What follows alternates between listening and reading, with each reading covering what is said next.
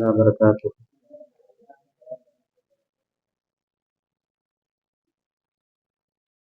الحمد لله رب العالمين، والعاقبة للمتقين، والصلاة والسلام على سيد الأنبياء والمرسلين وعلى آله وصحبه أجمعين، أما بعد. قال الله تعالى في كلامه القديم وفي الفرقان الحميد: بعد أعوذ بالله من الشيطان الرجيم بفضل بسم الله الرحمن الرحيم. الحج أشهر معلومات،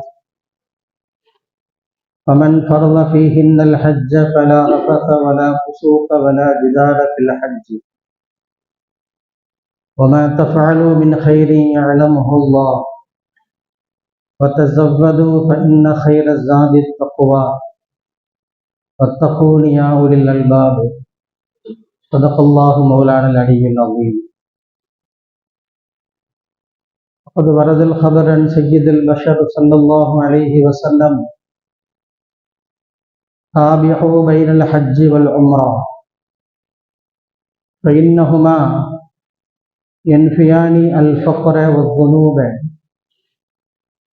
كما ينفي الكير خبث الحديد والذهب والفضة، وكما قال عليه الصلاة والتسليم. سبحانك لا علم لنا إلا ما علمتنا إنك أنت العليم الحكيم. إن نريد إلا الإصلاح ما استطعت وما توفيقي إلا بالله عليه توكلت وإليه أنيب.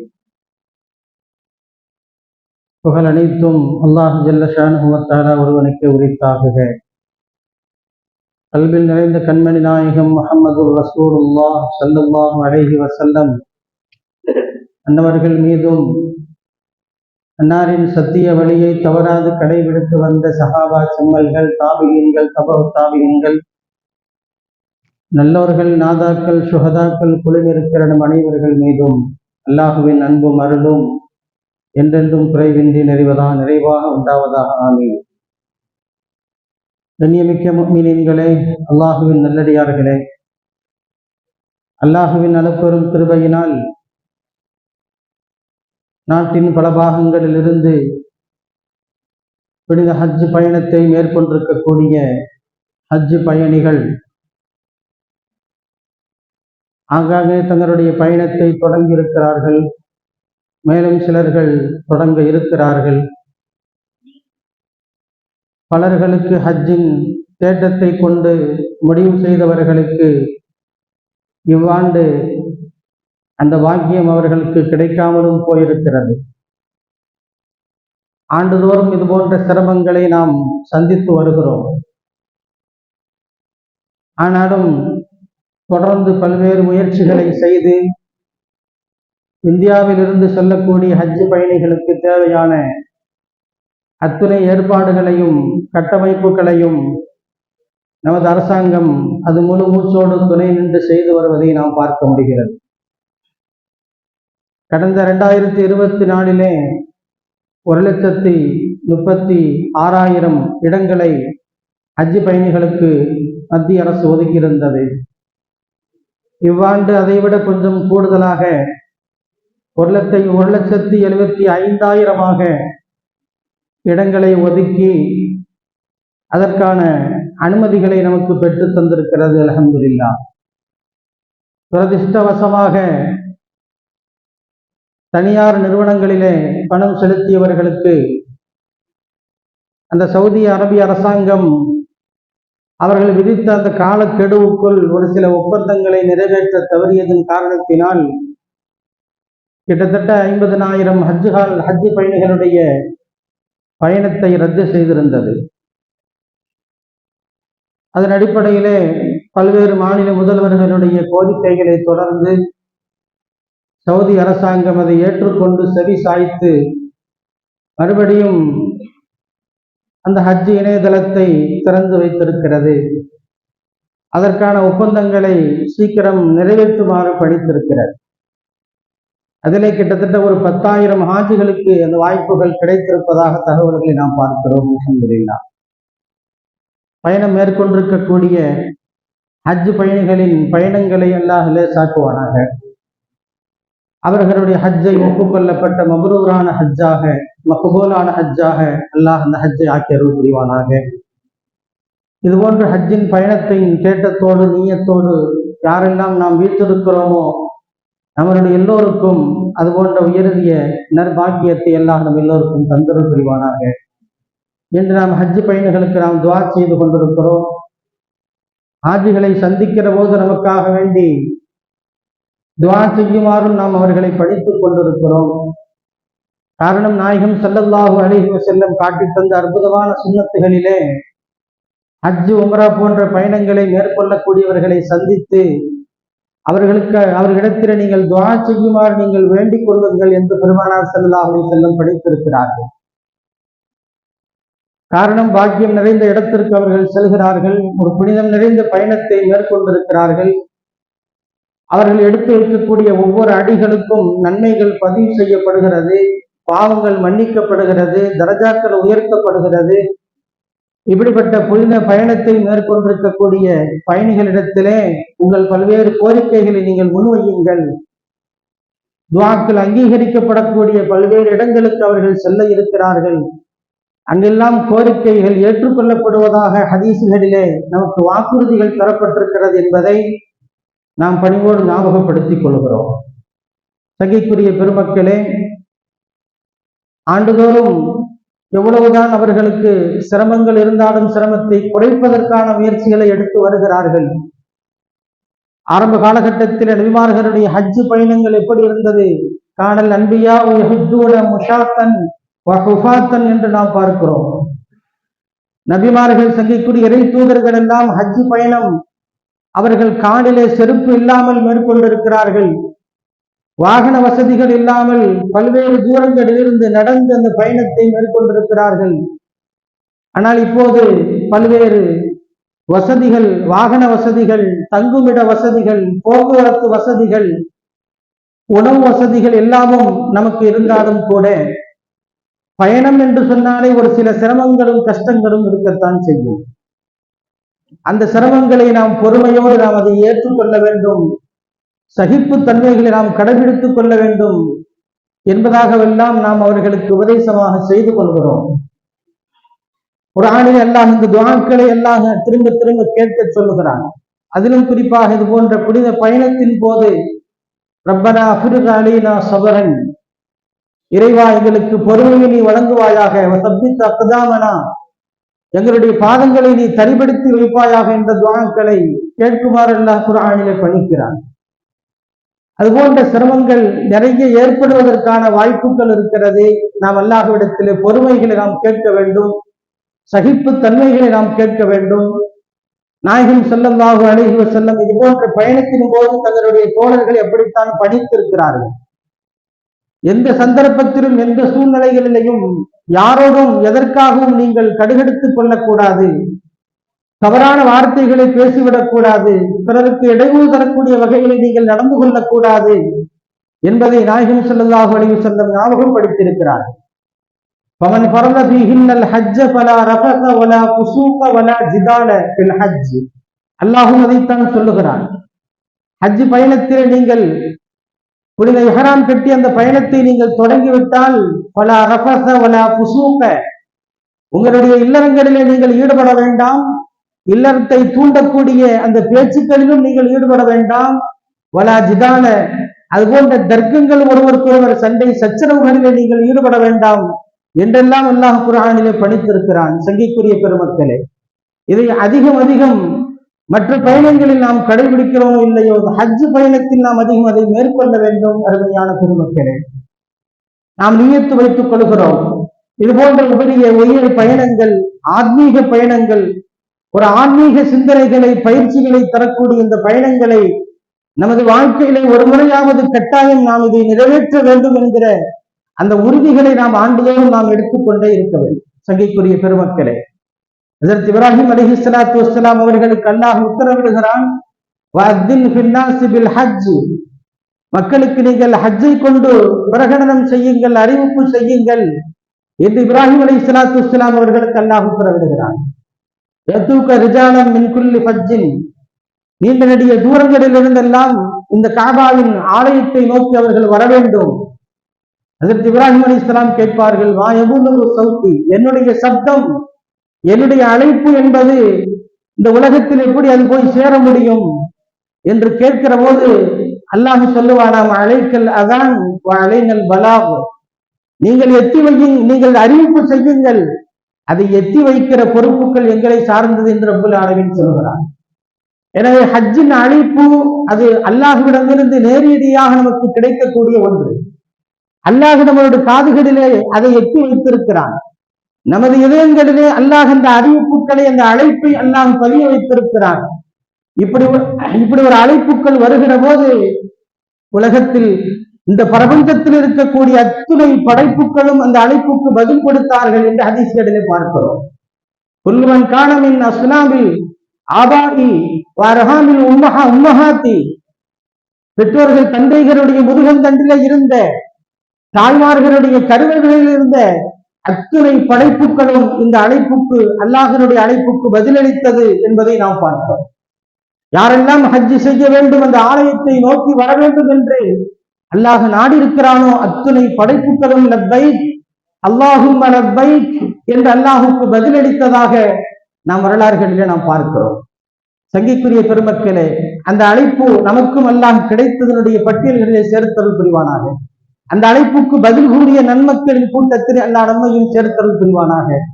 இப்படி உரிய அழைப்புகள் தரப்பட்டு அல்லாஹினுடைய விருந்தினர்களாக தங்களுடைய பயணத்தை அவர்கள் மேற்கொண்டிருக்கிறார்கள். சங்கைக்குரிய பெருமக்களே, இந்த வாக்கியத்தை அல்லாஹ் எல்லோருக்கும் தர வேண்டும்.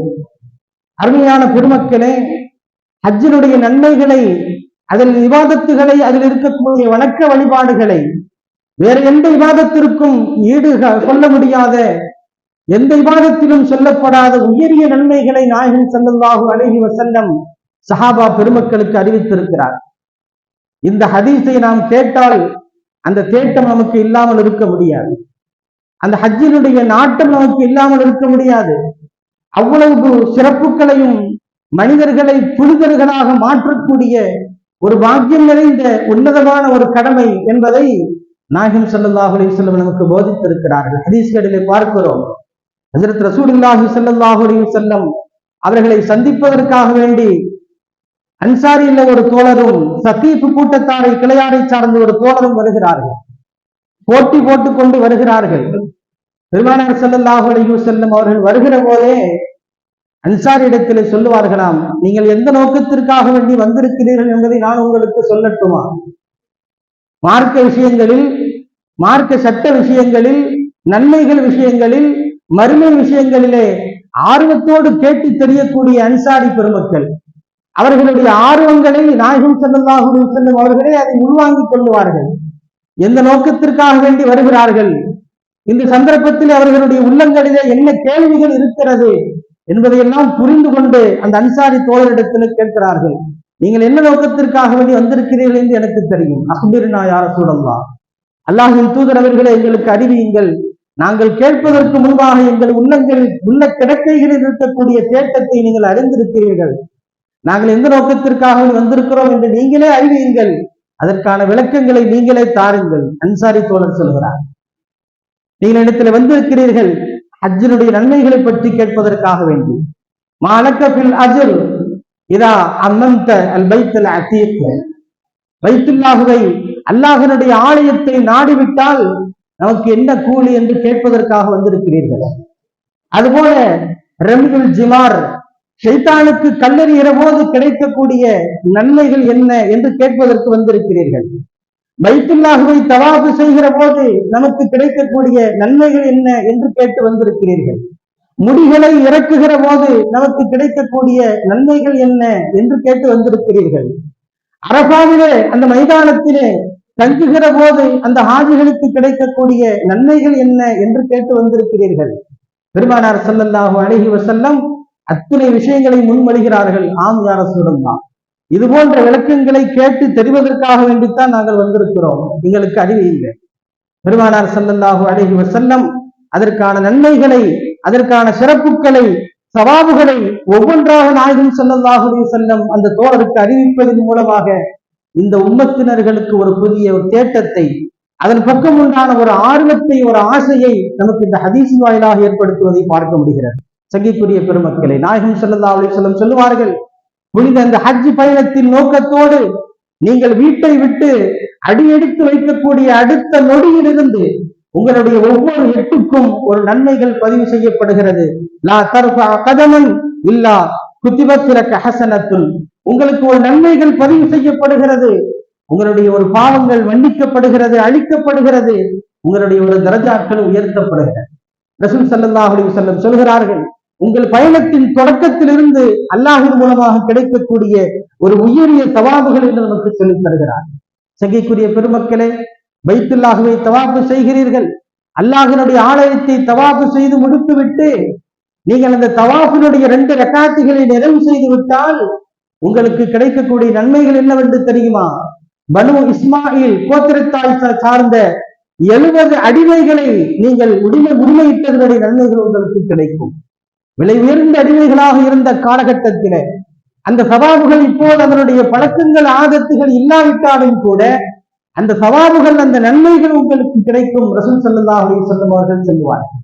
அருமையான பெருமக்களே, அதுபோன்று ஹஜ்ஜினுடைய அமல்கள் 6 நாட்களாக நமக்கு வலியுறுத்தப்படுகிறது. ஹஜ்ஜின் கடமைகள் என்பது இருக்கிறது 6 நாட்கள் தான். மினாவுக்கு புறப்படுவார்கள் அல்லவா, பிற 8லிருந்து தொடங்கி விடுவார்கள் தங்களுடைய ஹஜ் கடமைகளை நிறைவேற்றுவதற்காக வேண்டி. புனித ஹஜ்ஜை கொண்டு இஹ்ராம் கட்டியவர்கள் மக்காவில் இருந்து புறப்படுகிற நாள் அந்த 8வது நாள் யௌமு தர்வியா என்று சொல்வார்கள். அந்த தினத்திலே எல்லோரும் புறப்பட்டு விடுவார்கள். மக்காவிலே யாரும் இருக்க மாட்டார்கள். எவ்வளவு நன்மைகள் தரக்கூடிய காரியமாக இருந்தாலும் ஹாஜிகள் அந்த மினாவின் தினத்திலே நிச்சயம் அவர்கள் புறப்பட்டு விடுவார்கள். மினாவுக்கு புறப்பட்டு அங்கு வேறு எந்த அமல்களும் கிடையாது. மினாவுக்கு செல்பவர்கள் தொழுகைக்காக வேண்டி மாத்திரமே செல்கிறார்கள். அங்கு அவர்கள் தொழுக வேண்டும். பிறை 8லிருந்து புறப்பட்ட அவர்கள் அங்கு சில வக்துகளை நிறைவேற்ற வேண்டும். பிறை 9 ஃபஜ்ர் வரைக்கும் அந்த மினாவிலே தங்களுடைய தொழுகைகளை மாத்திரமே அவர்கள் தொழுது கொண்டிருப்பார்கள். அல் வகூஃபு பி அரஃபா, 9 அன்றைக்கு அவர்கள் ஹஜ் அரஃபா அவருடைய மைதானத்திற்கு வருகை தருகிறார்கள். சங்கைக்குரிய பெருமக்களே, ஹஜ் என்று சொன்னால் அரஃபா என்று சொன்னார்கள். அல் ஹஜ் அரஃபா. அப்படிப்பட்ட உயரிய அந்த ஹஜ் அதனுடைய கடமைகளை நிறைவேற்றுவதற்கு ஒரு பெரிய அமல்களை ஒன்றும் சொல்லவில்லை. பெருமானார் ஸல்லல்லாஹு அலைஹி வஸல்லம் மிக லேசான அமல்களை சொல்லித் தந்திருக்கிறார்கள். அங்கு வேறு எந்த உபரியான வணக்கங்கள் இல்லை, வேறு எந்த தொழுகைகளும் இல்லை. அங்கு ஹஜ் பயணத்திலே அரஃபாவிலே இருக்கக்கூடிய ஹாஜிகளுக்கு எந்த நோன்பும் கிடையாது. நாம் இங்கு நோன்பு வைக்க வேண்டும். ஆனால் அந்த ஹஜ் பயணத்திலே இருப்பவர்கள் அரஃபாவிலே நோன்பு வைப்பது மக்ரூஹான ஒரு காரியம். அந்த சிரமத்தை கூட நாயகம் ஸல்லல்லாஹு அலைஹி வஸல்லம் அவர்கள் சொல்லவில்லை. எந்த காரணத்திற்காக வேண்டி இது போன்ற வணக்கங்களில் ஈடுபடக்கூடாது. அங்கு ஒரே ஒரு வணக்கம், துஆ, அல்லாஹ்விடத்திலே கையேந்தி திக்ருகளிலே ஈடுபட்டு பிரார்த்தனைகளிலே ஈடுபட்டுக் கொண்டே இருப்பது. இந்த ஒரு அமலுக்காக வேண்டி மாத்திரம்தான் அரஃபாவுடைய மைதானம், நம்மளுடைய ஹஜ் அங்கீகரிக்கப்படக்கூடிய ஒரு உன்னதமான ஒரு வணக்கம் என்பது அந்த அரஃபாவிலே தங்குவது. அந்த அரஃபாவிலே வேறு பெரிய வணக்கங்கள் இல்லை, துஆக்களும் திக்ருகளும் மாத்திரமே.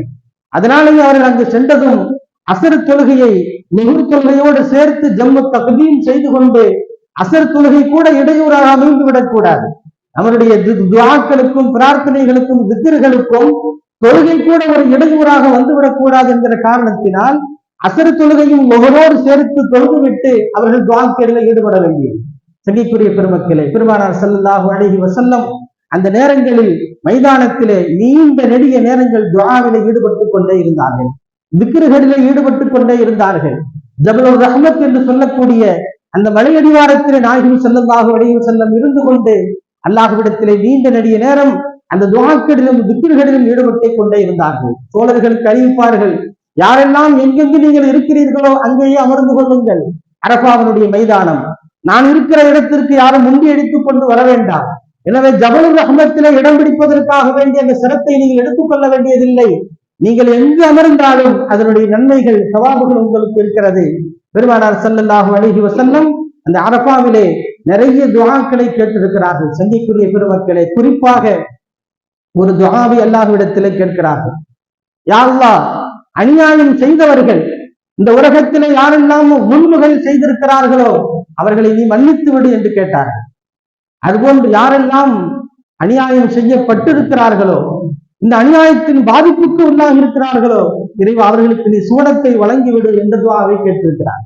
இது எவ்வளவு பெரிய உயரிய ஒரு துஆ. இந்த சமூகத்தில் நாம் சந்திக்கக்கூடிய பல்வேறு பிரச்சனைகளிலே நாம் இது போன்ற அநியாயங்களை நாம் சந்திக்கிறோம், எதிர்நோக்கி கொண்டிருக்கிறோம். பல்வேறு வகையிலே அநீதம் இழைக்கப்படக்கூடிய சமூக மக்களை நாம் பார்க்கிறோம். பல்வேறு அநீதம் செய்யக்கூடிய மக்களை நாம் பார்க்கிறோம். இது போன்ற மக்களுக்காக வேண்டி எல்லாம் நாயகம் ஸல்லல்லாஹு அலைஹி வஸல்லம் துஆ செய்திருக்கிறார்கள். அந்த துஆ ஒப்புக்கொள்ளப்படாமல் அந்த அரபாவினுடைய தினத்திலே அது பெண்டிங்கிலே வைக்கப்படுகிறது. அதற்கான அறிவிப்பு, அதற்கான பதிலை அல்லாஹ் வெளிப்படுத்தவில்லை. பெருமானார் ஸல்லல்லாஹு அலைஹி வஸல்லம் கேட்ட துஆ. சங்கைக்குரிய பெருமக்களே, அல்லாஹ் ரப்பல் ஆலமீன் அந்த மைதானத்திலே வீட்டிருக்கக்கூடிய மக்களை பார்த்து மலக்குமார்களிடத்திலே சிலாகித்து பெருமையோடு சொல்லிக் கொண்டிருக்கிறான். பாருங்கள், ஜாவும் என்னிடத்திலே வந்திருக்கிறார்கள், என்னுடைய அழைப்பை ஏற்று வந்திருக்கக்கூடிய இந்த பயணிகள் தங்களுடைய தலைவிரி கோலமாக வந்திருக்கிறார்கள், புழுதி பிடிந்தவர்களாக வந்திருக்கிறார்கள், தங்களுடைய தோற்றங்களிலே இவ்வளவு பெரிய சிரமத்தை ஏற்படுத்தி கொண்டு வந்திருக்கிறார்கள். எந்த நோக்கத்திற்காக வேண்டி வந்திருக்கிறார்கள் என்று உங்களுக்கு தெரியுமா? அவர்கள் ரிதுவானையும் ஜன்னத்தையும் தேடி வந்திருக்கிறார்கள். அல்லாஹ்வினுடைய உயரிய பொருத்தத்தையும் சுவனத்தையும் தேடி வந்திருக்கிறார்கள். அல்லாஹ் ரப்பல் ஆலமீன் அவர்களுக்கு வாக்குறுதி கொடுக்கிறான், நான் அவர்களை பொருந்திக் கொண்டேன், அவர்களுக்கு உயரிய சொர்க்கத்தை நான் வாஜிபாக்கி விட்டேன் என்று ரப்பல் ஆலமீன் அந்த மக்களுக்கு வாக்களிக்கக்கூடிய அந்த உயரிய சிலாகித்து பேசக்கூடிய செய்திகளை நாயகம் ஸல்லல்லாஹு அலைஹி வஸல்லம் நமக்கு சொல்லித் தருகிறார்கள். சங்கைக்குரிய பெருமக்களே, அரபா மைதானத்திலே நமக்கு கிடைக்கக்கூடிய ஒரு பெரிய ஒரு வாக்கியம், அல்லாஹ்வினுடைய இந்த பொருத்தம் நமக்கு கிடைக்கிறது. அந்த நேரத்திலே அவர்கள் கேட்கக்கூடிய பிரார்த்தனைகள் அங்கீகரிக்கப்படுகிறது. சங்கைக்குரிய பெருமக்கள், அதனால்தான் அந்த மக்களை பார்த்து இப்படி அறிவிப்பு செய்யப்படுகிறது. நீங்கள் இந்த அரபா மைதானத்திலிருந்து புறப்பட்டு செல்கிற போது அஃபீது இபாதி மக்ஃபூரன் லக்கும், உங்களுடைய பாவங்கள் எல்லாம் மன்னிக்கப்பட்ட நிலைமையிலே நீங்கள் புறப்பட்டு செல்லுங்கள். வலிமன் ஷஃபாஅத்துன் லஹு, உங்களுக்கு மாத்திரமல்ல, நீங்கள் இந்த இடத்திலே யாருக்காக வேண்டியெல்லாம் நீங்கள் பரிந்துரை செய்து அல்லாஹ்விடத்திலே கேட்டீர்களோ எல்லோருடைய துஆக்களும் அங்கீகரிக்கப்பட்டது.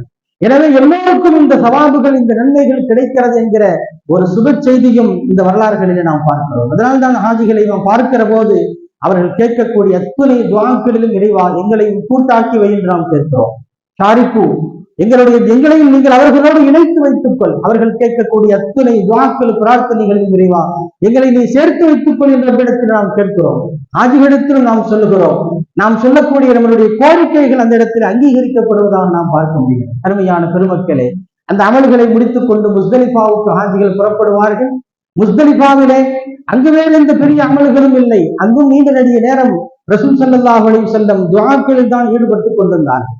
நிறைய ஹாஜிகள் ஒரு பேருக்காக வேண்டி அந்த இடத்திலே தங்க வேண்டும் என்கிற ஒரு சடங்குகளை நிறைவேற்ற வேண்டும் என்கிற நீயத்தோடு செல்லக்கூடியவர்களுக்கு பெருமானார் ஸல்லல்லாஹு அலைஹி வஸல்லம் சொல்கிறார்கள், எந்த ஒரு இடத்தையும் உங்களுக்கு கிடைக்கக்கூடிய எந்த சந்தர்ப்பத்தையும் நீங்கள் சாதாரணமாக எடுத்துக் கொள்ளாதீர்கள். அங்கும் எவ்வளவு தூரம் உங்களால் திக்ர் துஆக்களில் ஈடுபட முடியுமோ, எந்த நேரத்திலும் எந்த இடத்திலும் நீங்கள் அவசரப்பட தேவையில்லை. நீங்கள் எல்லா இடத்திலும் நல்ல முறையிலே பயன்படுத்திக் கொள்ளுங்கள். பெருமானார் ஸல்லல்லாஹு அலைஹி வஸல்லம் சொல்லியிருக்கிறார்கள். அன்றைய தினம் முஸ்தலிஃபாவிலே ஃபஜ்ர் தொழுகைக்கு பிறகு நீண்ட நெடிய நேரங்கள் ரசூல் ஸல்லல்லாஹு அலைஹி வஸல்லம் துஆ செய்து கொண்டே இருந்தார்கள். சஹாபாக்கள் அறிவிக்கிறார்கள், துஆ செய்து விட்டு முடித்தவர்கள் புன்முறுவல் பூர்த்தவர்களாக, சிரித்தவர்களாக, மகிழ்ச்சியோடு இருக்கக்கூடிய சூழ்நிலையை தோழர்கள் பார்க்கிறார்கள். ரசூல் ஸல்லல்லாஹு அலைஹி வஸல்லம் இடத்திலே கேட்கிறார்கள், யா ரசூலல்லாஹ், என்னை ஒரு மகிழ்ச்சியோடு இருக்கிறீர்கள், சிரிக்கிறீர்களே, எந்த ஒரு இபாதத்திற்கும் வணக்கத்திற்கும் பிறகு இது போன்ற ஒரு வளமும் இல்லையே என்று கேட்கிற போது பெருமானார் ஸல்லல்லாஹு அலைஹி வஸல்லம் சொன்னார்கள், அரபா மைதானத்திலே அல்லாஹ்விடத்தில் நான் கையேந்தி கேட்டேன், இறைவா லாலிம்களையும் மன்னித்து விடு, அநியாயம் செய்யக்கூடியவர்களை மன்னித்து விடு, அநியாயம் செய்யப்பட்டவர்களுக்கு நீ சொர்க்கத்தை வாஜிபாக்கி விடு என்று நான் அல்லாஹ்விடத்தில் கேட்டேன் அல்லவா, அந்த துஆவை அல்லாஹ் இப்போது எனக்கு அங்கீகரித்திருக்கிறான் என்று சொன்னார்கள். முஸ்தலிஃபாவிலே வைத்து அரபாவிலே கேட்கப்பட்ட துஆ முஸ்தலிஃபாவிலே அங்கீகரிக்கப்பட்டு விட்டது. எனவே அநியாயம் செய்யக்கூடியவர்கள் அவர்களுடைய பாவங்களை எல்லாம் பொறுத்துக் கொள்கிறான், அநியாயம் செய்யப்பட்டவர்களுக்கு உயரிய சொர்க்கம் இருக்கிறது என்கிற சுப செய்தியை நாயகம் ஸல்லல்லாஹு அலைஹி வஸல்லம் சொல்லியிருக்கிறார். சங்கைக்குரிய பெருமக்களே, ஆக நாம் என்ன தெரிந்து கொள்கிறோம்? எந்த இடத்திலும் எந்த சந்தர்ப்பத்திலும் நாம் அவசரப்பட தேவையில்லை. நாம் கேட்க வேண்டிய துஆக்கள் நிறைய, நாம் கேட்க வேண்டிய மன்றாட வேண்டிய விஷயங்கள் நிறைய இருக்கிறது.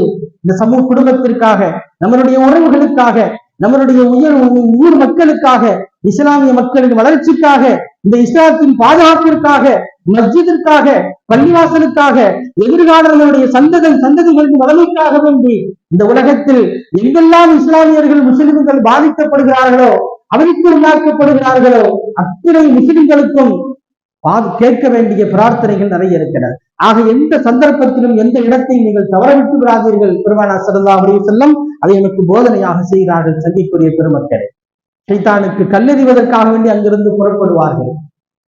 ஒவ்வொரு ஷைத்தான்களுக்கும் 7 கற்கள் எறிய வேண்டும். 21 கற்களை எடுத்துக் கொண்டு அவர்கள் புறப்படுவார்கள்.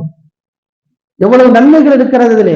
ரசூல் ஸல்லல்லாஹு அலைஹி வஸல்லம் நாம் எறியக்கூடிய ஒவ்வொரு கற்களுக்கும் ஒரு பெரும் பாவங்கள் மன்னிக்கப்படுகிறது என்று சொல்வார். பெரும் பாவங்கள் என்பது எந்த காரியத்திலும் அல்லாஹ்வினால் தௌபாவை கொண்டே தவிர மன்னிக்கப்பட முடியாத, அல்லாஹ் நாடினே தவிர மன்னிக்கப்பட முடியாத பெரும் பாவங்கள் எல்லாம் ஒவ்வொரு கற்களுக்கும் அது மன்னிக்கப்படுகிறது என்கிற செய்தியை நமக்கு சொல்லித் தருகிறார். அவர்கள் வீசுகின்ற ஒரு கற்களுக்கு ஒரு பெரும் பாவங்கள் மன்னிக்கப்படுகிறது என்று சொன்னால், சங்கிக்குரிய பெருமக்கள், இது எவ்வளவு பெரிய உயரிய ஒரு அமலாக இருக்கிறது. எனவே இது போன்ற அமல்களை எல்லாம் நாம் செய்கிற போது, நாம் இது போன்ற அமல்களில் ஈடுபடுகிற போது, இந்த சவாபுகள், இந்த நன்மைகள், அல்லாஹ் நமக்கு வழங்கியிருக்கக்கூடிய இந்த மகத்துவங்கள், சன்மானங்கள், இதை நினைத்து நாம் நன்றி கூற வேண்டும். அல்லாஹுக்கு நாம் சுக்ர் செய்ய வேண்டும். இறைவா, இது போன்ற ஒரு பாக்கியத்தை எங்களுக்கு தரவிருக்கிற அத்தனை மக்களுக்கும் இறைவா நன்றியை வெளிப்படுத்துகிறோம் என்று அல்லாஹுக்கு நாம் நன்றி செலுத்திக் கொண்டே இருக்க வேண்டும். அவ்வளவு உயரிய நன்மைகளை அல்லாஹ் வைத்திருக்கிறார். சங்கிக்குரிய பெருமக்களே, தவாஃப், உம்ரா, ஷைத்தானுக்கு கல்லெறியக்கூடிய இந்த பணிகளை, இந்த வணக்கங்களை, இந்த இபாதத்துகளை 3 நாட்களாக அவர்கள் செய்து முடிப்பார்கள். இது ஒரு நாள் எரிந்துவிட்டு தவாஃப் ஜியாரா என்று சொல்லக்கூடிய அந்த கடமையான தவாஃபை நிறைவேற்றுவதற்காக வேண்டி மக்காவுக்கு செல்வார்கள்.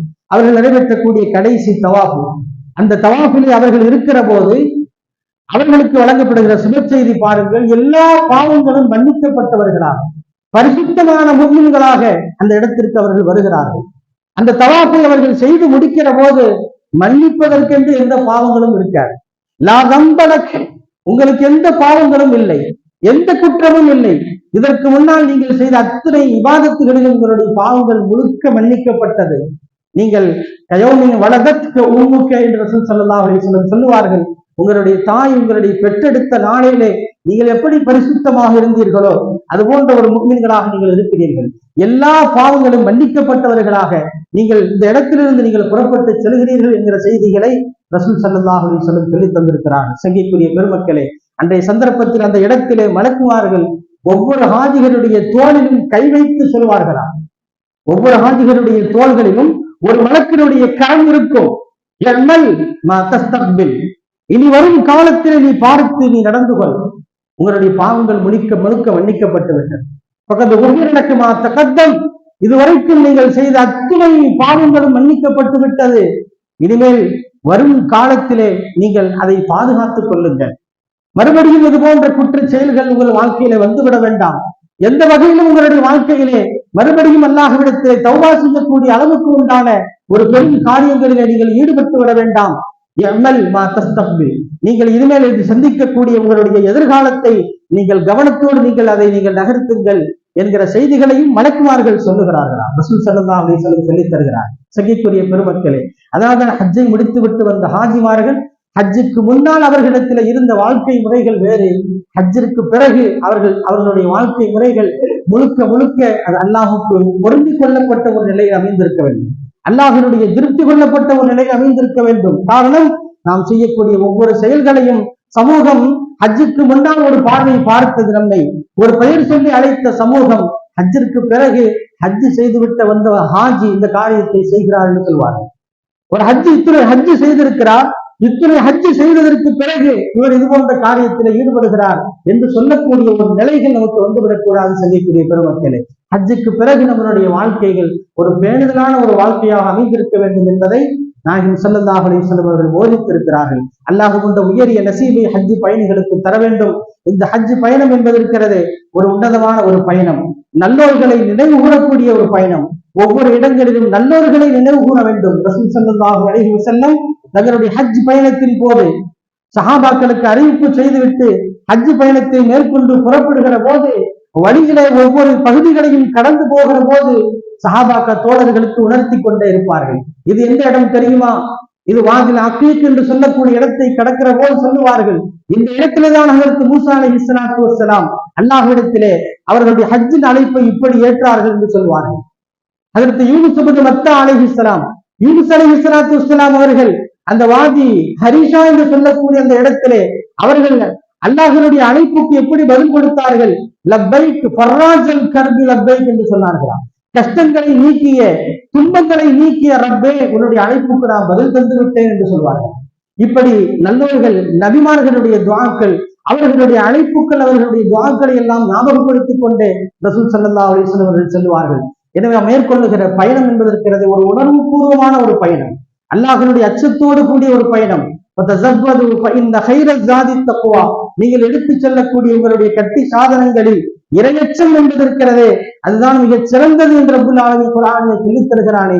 அந்த தக்குவா, இரையச்சம் அந்த பயணத்தின் ஒவ்வொரு நொடியிலும் அது நம் இதயத்தோடு இருக்க வேண்டும் என்பதை நமக்கு உணர்த்தி கொண்டே இருக்க.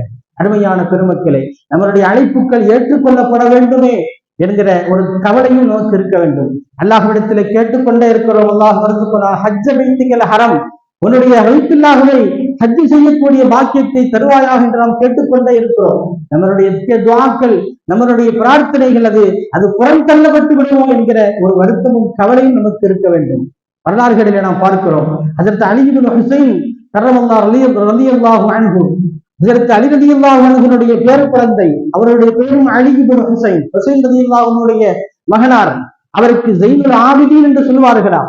1000 ரக்காத்துகள் அதிகம் இறைவனை தொடக்கூடிய அந்த உன்னதமான பாக்கியத்தை பெற்றவர்கள். அவர்களுக்கு பேரே ஸைனுல் ஆபிதீன். அந்த பெயர் என்பது அதிகம் வணக்கத்தை ஈடுபட்ட காரணத்தினால் வந்தது. அவர்கள் ஹஜ் பயணத்தை மேற்கொள்கிற போது அல்லாஹ்வினுடைய அழைப்பை ஏற்றுக்கொள்ளும் முகமாக லப்பைக் என்றவர்கள் சொல்வார்கள். சொல்லும் பொழுதெல்லாம் மயங்கி கீழே விழுவார்கள். ரசூலுல்லாஹ் அவருடைய பேர குழந்தை, அவருடைய வாழ்க்கையில் பாருங்கள், அல்லாஹ்வுடைய அழைப்பை சொல்கிற பொழுதெல்லாம் மயங்கி விழுந்து விடுவார்கள். அதற்கு மேல் அவர்களால் நிற்க முடியவில்லை. காரணம், இந்த பயணம் அல்லாஹ்வினால் நிராகரிக்கப்பட்டு விடுமோ, லா லப்பைக், உன்னுடைய லப்பைக் என்பது ஏற்றுக்கொள்ளப்படாது என்று அல்லாஹ்வினால் புறம் தள்ளப்பட்டு விடுமோ என்கிற அச்சம், பயம் எனக்கு இருக்கிறது என்று சொல்வார். சங்கைக்குரிய பெருமக்களே, 40 ஹஜ்ஜுகள் செய்த இமாம்கள் பெருமக்கள் சஹாபாக்கள் இருக்கிறார்கள். 80-85 ஹஜ்ஜுகள் செய்த சங்கைக்குரிய தாபியீன்கள், தபு தாபியீன்கள் இருக்கிறார்கள். அவர்கள் எல்லோருக்கும் அந்த கவலை இருந்திருக்கிறது. நிறைய ஹஜ்ஜுகள் நமது வாழ்க்கையில நாம் செய்கிறோம், அந்த அமல்கள் அல்லாஹ்விடத்தில் அங்கீகரிக்கப்படுகிறதா என்கிற அச்சம், அந்த கவலை உணர்வு அவர்களுக்கு இருந்திருக்கிறது. அவர்களுடைய கனவுகளிலே அல்லாஹ் தோன்றி சொல்லி இருக்கிறானாம், நீங்கள் மறுமுறை ஹஜ்ஜுக்கு வருவது என்பது இருக்கிறதே, அது உங்களுடைய முன்னுள்ள ஹஜ்ஜு ஒப்புக்கொள்ளப்பட்டதனுடைய அடையாளம் தான். நீங்கள் ஹஜ்ஜுக்கு உங்களுடைய காசு பணம் இருக்கிறது என்கிற காரணத்தினால் நீங்கள் வரவில்லை. அல்லாஹ்வினுடைய அழைப்பு அது உங்களுக்கு உறுதி செய்யப்பட்டிருக்கிற காரணத்தினால் தான் நீங்கள் ஹஜ்ஜுக்கு வருகிறீர்கள் என்கிற சுப செய்திகளை தாபியீன்கள் கேட்ட வரலாறுகளிலே நாம் பார்க்கிறோம். சங்கைக்குரிய பெருமக்களே, ஆக இந்த உயரிய பயணம் இது நமது வாழ்க்கையிலே கடைபிடிக்க வேண்டிய ஒரு உன்னதமான பயணம். நமது வாழ்க்கையின் கடைசி காலத்திலே செய்ய வேண்டிய பயணம் அல்ல. எப்போது அந்த வசதி வாய்ப்புகள், அந்த கடமைகள் நமக்கு வருகிறதோ அப்போதே நாம் அதை செய்ய வேண்டிய ஒரு உயரிய பயணமாக இருக்கிறது. எல்லா கடமைகளும் இருக்கிறது, நமது குமர் காரியங்கள் இருக்கிறது, வீடு கட்ட வேண்டிய காரியங்கள் இருக்கலாம், பல்வேறு தேவைகள் இருக்கலாம். அதையெல்லாம் முடித்துவிட்டு செய்ய வேண்டிய அமல்கள் அல்ல. இருக்கிற போதே, உடலிலே வலிமையும் தாக்கத்தும் இருக்கிற போதே இந்த பயணத்தை நாம் மேற்கொண்டோமானால் மிகச் சரியான நேர்த்தியான முறையிலே இந்த கடமைகளை நிறைவேற்ற முடியும். ரப்பல் ஆலமீன் அப்படிப்பட்ட உயரிய நசீபினை அல்லாஹ் நமக்கும் நம் சொந்ததினர்களுக்கும் தந்தருள் புரிவானாக. வாஹிரு தஅவானா அல்ஹம்துலில்லாஹி ரப்பில் ஆலமீன்.